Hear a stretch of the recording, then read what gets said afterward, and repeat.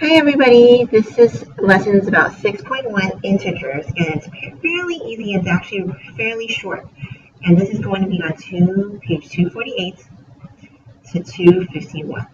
Okay, and the essential question for this lesson is, how can you represent numbers that are less than 0? So we're going to talk a little bit about negative numbers here.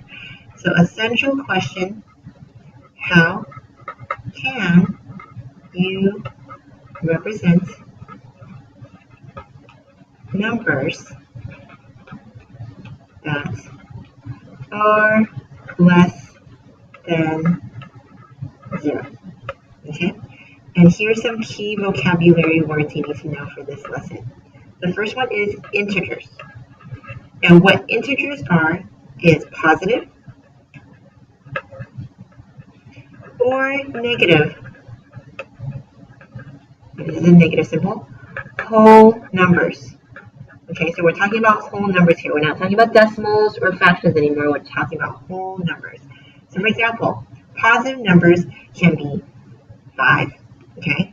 Can be 1,000, can be 6, can be 21.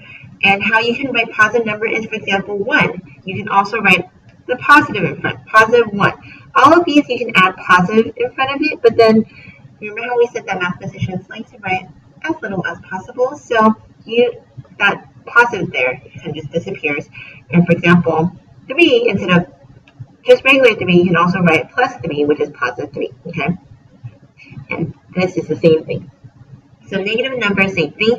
But negative numbers, you need to make sure you have a negative in front of all the numbers. So negative 1 is an integer, negative 2 is an integer, negative 1,000 is an integer, negative 4 is an integer, so on and so forth, okay? Numbers that are not integers. So numbers not integers. And they are, for example, pi, 3.14, yada, yada, yada, okay? 0 is not an integer as well. 0.5 or 5/10, negative 0.7689, 1/2, negative 1/2. These are all not integers because they're not whole numbers, okay?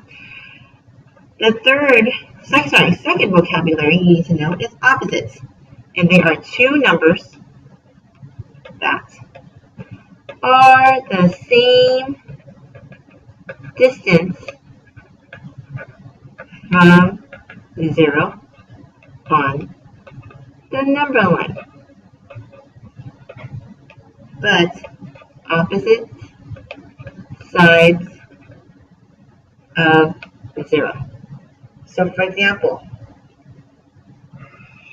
if I have a number line here, okay, and I have 0 as the middle, because we're talking about 0 as kind of like the starting point here, okay, and 0 is neither positive or negative, okay, so it's not positive nor negative, so I'm going to zoom in a little bit, okay.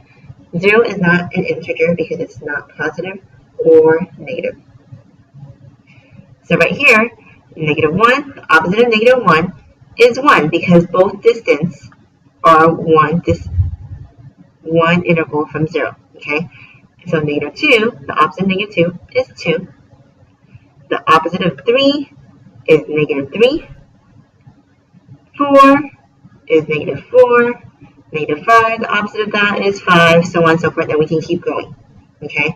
And everything left to the 0 on the number line are all negative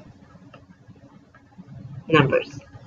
Everything right of the number line are positive numbers, okay? Positive, negative. And last but not least that you need to know for this lesson is that the opposite of 0 is 0. The opposite of 0 is 0 because the distance from 0 to 0 is 0, okay? So that's pretty much 6.1.